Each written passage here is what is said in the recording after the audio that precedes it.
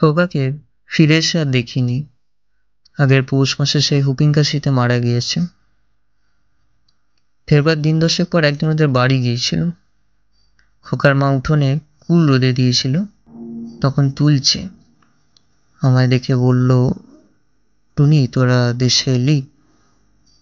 আমি কোনো কথা বলবার আগেই তার মা হাওয়া করে কেঁদে উঠল। তবু এসেছিস তুই টুনি, আর কি কেউ আসবে বাড়িতে? খোকা যে আমায় ফাঁকি দিয়ে চলে গেছে রে। বস বস, বাতাবি লেবু পাকা ঘরে আছে, কেটে দেবো, খাবি নুন দিয়ে? ওই পেকে পেকে থাকে, কেউ খায় না। খোকা কত খেত, খা না বসে বসে। শরতের অপরাহ্ন, নির্মেঘ নীল আকাশের তলায় অবসন্ন বৈকালের রৌদ্রে ডানা মেলে কি পাখি উড়ে চলেছে। কার্নিশ ভাঙা ছাদের ফাটলে কোথাও ঘুঘুর ডাক,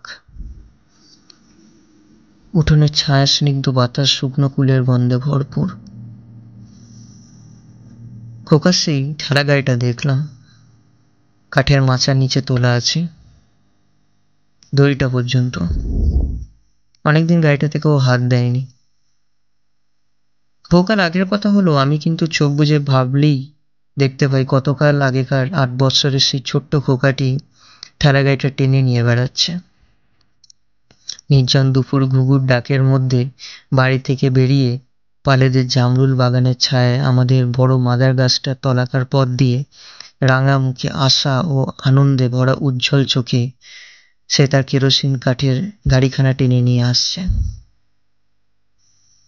নারিকেল তলাবে, পটুদের বড় দোফালা আম গাছটার তলাবে, যেতে যেতে ক্রমে তার মূর্তি মাইতি পুকুরের মোড়ের পথে সুপারি গাছের সারির আড়ালে অদৃশ্য হয়ে যায়।